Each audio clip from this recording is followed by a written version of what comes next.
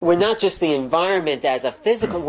I'm also you because you're part of the environment. Right. We're all connected as one. The environment is a connection. It is not a separation. Science and religion both fail by reducing us as something separate from the environment. Right. Man is created above and beyond everything else. Man is separate from. It's like man is not separate from anything. The moment we believe man is separate is the moment we are actually on the decline of our vitality. Right. So let me just ask you one more question because we've been talking for a while. Yeah. Now, we have this signal that is self. Now, that is an individual signal, right? Yeah. How is that signal connected to all the other signals?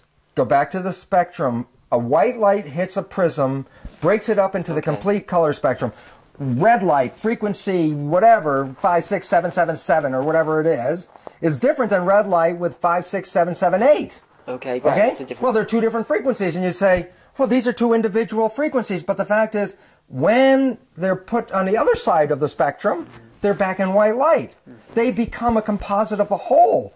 So I can look on one side of the spectrum and identify individual frequencies, or I can look on the other side and find the unity of white light when all the frequencies come back together again. And I am exactly the same whether I'm the frequency of the individual or whether I'm the frequency within the white light. I see. Does this have implications in healing work? The foundation of healing. In what way? I mean, because I have an ability to regulate my genetic expression. I have an ability to ward off things to protect myself by giving that information to my system. Surrounding yourself with white light is a message that's given to the cells to not allow outside invaders in. We have a very poor view of our own biology. We believe we're so susceptible to everything around us, you know, like every little bacterium and germ is going to kill us, and if you eat white sugar, you're going to die. If you eat a Twinkie, you know, you're finished, your whole life's all over. It's like you have misplaced where the power is. The power is not in the elements out there. The power is in this structure right here. This structure has more power than white sugar. Right. I am not afraid of white sugar. Because the cell responds to perception, and if we believe ourselves to be we can healthy, open ourselves and become susceptible, or we can close ourselves off and become impermeable. You can walk across hot coals because you can make yourself impermeable to the heat. Right. But so it's like a little contradiction. If we know that the source is coming from in here and not being affected from out there, isn't that in contradiction to saying that we have to be open to the environment? Who said the source was from inside? Well, you said, you know, that things outside, germs, are not affecting us. Oh, yeah, what I'm saying is that my entity, my energy unit, you can look at me as this physical molecule, or you can put all the aura stuff around me and see me as a moving sphere. Right. That what I let into the sphere is controllable. What you let in is controllable. Yeah. Right. I can't separate my sphere from the universe. Right. But I can integrate it in a way that I see fit.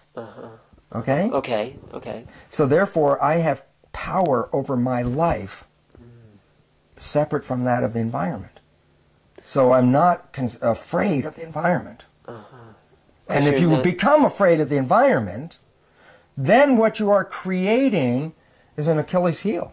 Right. You're creating a weak spot that says, God, I'm afraid of this. And when that shows up, you got a little bullseye target where that is going to hit that, and now you're going to be susceptible. If I am susceptible to cancer, then I will prepare for cancer. Right. If I find that I will not accept cancer, then I'm not going to play with it. So the thing is to look at the fears, and what do you do about these fears? You have what are the fear? What fear can you have?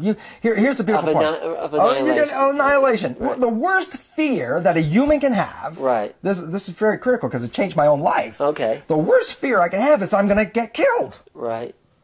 But when I saw back in 1985 that my identity wasn't inside the system, without a devotional belief, it wasn't like a spiritual,